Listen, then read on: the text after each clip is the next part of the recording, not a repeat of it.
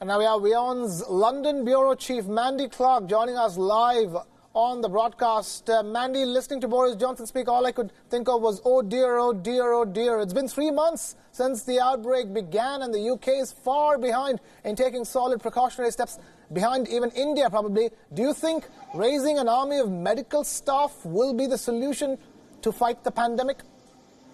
Well, you know, that they definitely need more workers. That's definitely a part of it. But the big problem that the Boris Johnson government has is these kind of half measures. They're closing schools but keeping them open to key workers.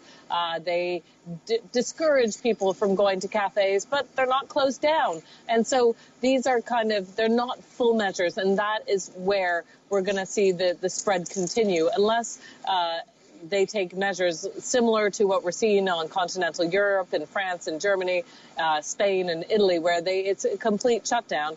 Then in all likelihood, it's going to continue to spread. Yes, they do need far more medical workers, but until they make a more robust planning, it's very hard to see how the coronavirus will stop its march. London is ahead of the rest of the country. We do know that. He's said so, where London is weeks ahead, but we're not seeing a shutdown. The schools will remain open for key workers, and there's a long list of key workers. That means that teachers will have to come in, that public transport is still open. So there's lots of questions around this policy on how really effective it will be.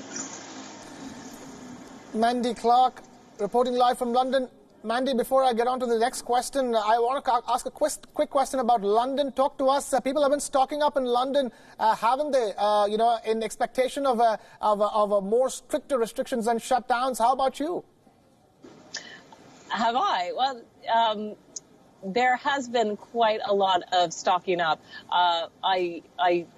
Being a journalist, we may have stocked up a few weeks in advance, just looking ahead to Italy. Not enormous amounts. We're seeing severe stockpiling by some people. It's total panic buying. But the essentials, certainly, I have a few more than I normally would, but not the inordinate amount. And there has been calls from the grocery stores all across the UK saying we do have more than enough if you just don't panic buy.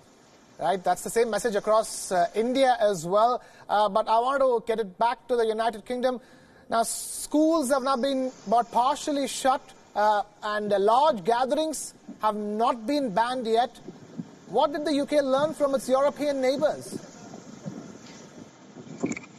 Are they learning? That's the big question. And many people feel like they should be looking to Italy and France, where they have had these complete shutdowns. They don't seem to be taking those lessons. It seems, according to some sources, that the gamble is trying to keep the economy moving. And so the risk is clearly to the elderly, and that is the gamble the government seems to be taking, because it isn't taking those vast precautions to really stop the spread of the disease in its tracks. And if he's unwilling to do that, keeping so many things still open, then in all likelihood it's just going to spread a lot quicker.